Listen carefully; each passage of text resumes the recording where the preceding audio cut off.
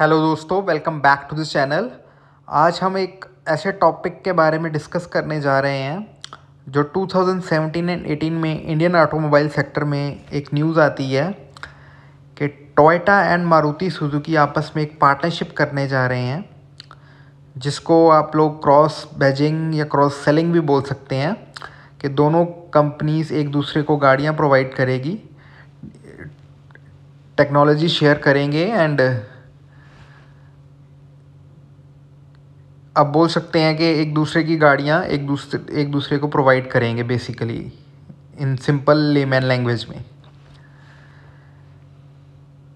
तो इस बारे में हम लोग बात करेंगे कि इस स्ट्रेटजी का कस्टमर्स को कोई फ़ायदा हुआ है, इंडियन कस्टमर्स को, दोनों कंपनीज़ को कोई फ़ायदा हुआ है या किसी भी एक कंपनी को फ़ायदा हुआ है इस स्ट्रेटजी से या नहीं।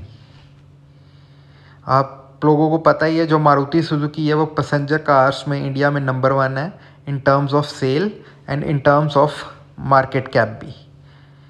एंड जो टोयोटा है वो मोस्टली प्रीमियम सेगमेंट में ही डील करता है इंडिया में। जैसे कि उसकी जो पॉपुलर गाड़ी है वो है फॉर्चूनर एंड दूसरी उसकी पॉपुलर गाड़ी है इनोवा क्रिस्टा।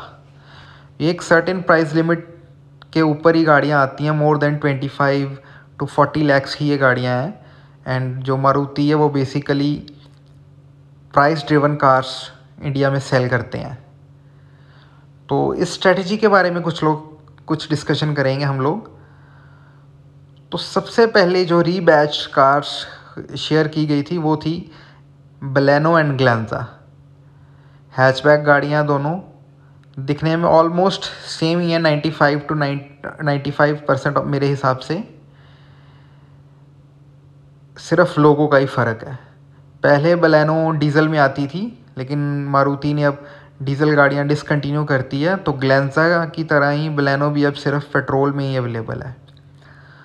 सेकंड जो गाड़ियां शेयर की गई वो थी ब्रेजा एंड अर्बन क्रूज़र। दोनों ही कॉम्पैक्ट एसयूवी थी, बट बात इसमें सुनने वाली ये है कि अर्बन क्रूज़र 2 साल के बाद ही डिसकंटिन्यू कर दी गई थी टोयोटा की तरफ से। बताइए, जिस कस्टमर ने अर्बन क्रूज़र ले लिया है टोयोटा समझ के या टोयोटा की फील लेने के लिए, उसका क्या हालत हुई होगी 2 साल के अंदर ही अगर वो गाड़ी बंद हो जाती है। फिर आती है जो मिड साइज़ एसयूवी की गाड़ियाँ हैं, Grand Vitara and Urban Cruiser Hyryder. दिखने में ये दोनों गाड़ियाँ भी ऑलमोस्ट ही सेम है, आप देख सकते हैं। मिड साइज़ एसयूवी हैं एंड बोथ ये गाड़ियाँ I think Creta and Seltos के सेगमेंट में compete करती हैं। बट बात फिर वही है कि इनका भी मेरे हिसाब से लोगो ही अलग है, बाकी दिखने में ऑलमोस्ट ये 99% ही आइडेंटिकल है। पेट्रोल में दोनों गाड़ियाँ अवेलेबल है। ये दोनों गाड़ियों का हाइब्रिड मॉडल भी लॉन्च किया गया है। अब इन स्ट्रेटजी का पता नहीं किसको फ़ायदा हो रहा है किसको नहीं, बट इसके बाद भी टोयोटा एंड मारुति ने अर्टिगा एंड एक नई गाड़ी आ रही है रूमियन, उन दोनों को ऑलमोस्ट आइडेंटिकल बना दिया है। ये एक एमपीवी है एंड दोनों गाड़ियाँ एमपीवी सेगमेंट में हैं। दिखने में ये भी गाड़ियों का वही हाल है, ऑलमोस्ट सेम, सिर्फ लोगों का ही फ़र्क है। अर्टिगा काफ़ी पॉपुलर रही है कमर्शियल सेगमेंट में एंड आई थिंक टोयोटा का भी यही सोच होगी कि इनोवा क्रिस्टा के नीचे कोई एमपीवी हो, तो शायद उन्होंने इसीलिए अर्टिगा का रीबैच्ड वर्जन लॉन्च करा।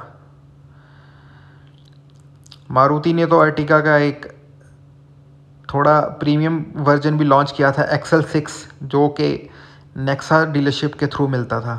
अब इसके बाद टोयोटा एक गाड़ी लॉन्च करती है, Innova high cross.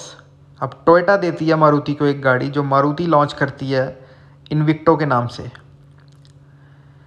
More than I think 20 lakhs की ये गाड़ी आपको पड़ेगी अगर आप इनविक्टो मारुति से लेंगे। तो मेरा ये भी गाड़ियाँ दिखने में आप देख सकते हैं इंटीरियर ऑलमोस्ट सेम है, आइडेंटिकल है।